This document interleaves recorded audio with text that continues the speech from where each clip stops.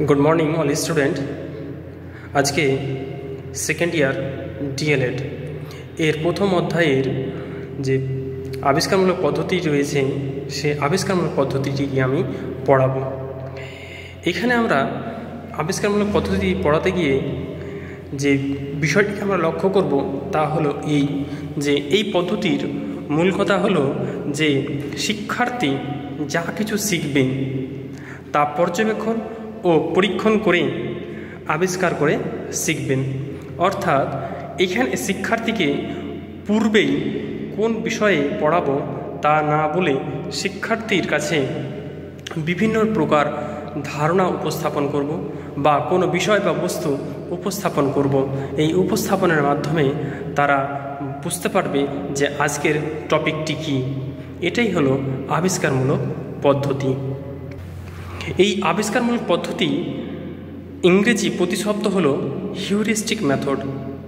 Heuristic শব্দটি এসেছে Greek শব্দ হিউরোস্কো থেকে, যার অর্থ হলো আবিষ্কার করা। H.E.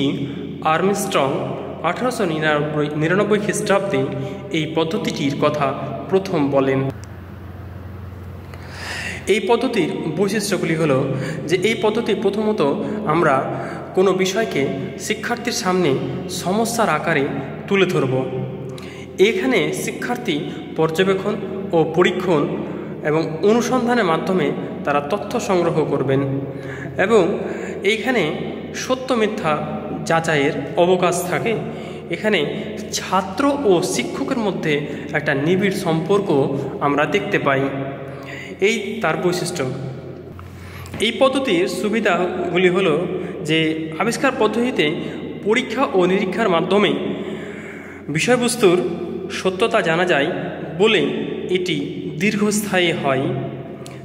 দ্বিতীয়ত শিক্ষার্থী আত্মবিশ্বাসী হয় এবং এখানে পর্যবেক্ষণ ও পরীক্ষণ ও তথ্য সংগ্রহের মাধ্যমে শিক্ষার্থী জ্ঞান অর্জন করে বলে দৈনন্দিন জীবনে তা সঠিকভাবেও প্রয়োগ করতে পারে। এই পদ্ধতিতে শিক্ষার্থী পাঠে আগ্রহী হয়।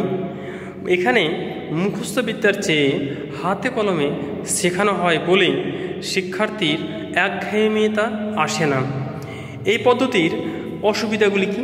এই পদ্ধতির প্রথমত উপযুক্ত শিক্ষকের অভাব এবং শিক্ষার্থীর সংখ্যা বেশি হওয়ায় সময় মতো পাঠ শেষ করা যায় না এবং এখানে কম যারা মেধা সম্পন্ন শিক্ষার্থী আছে তারা এই পদ্ধতিতে পিছিয়ে পড়ে। এখানে শিক্ষক ও শিক্ষিকাদের অনীহা এই পদ্ধতির বাস্তবায়নের অন্যতম বাধা হয়ে দাঁড়ায়। আজকে এই পর্যন্তই।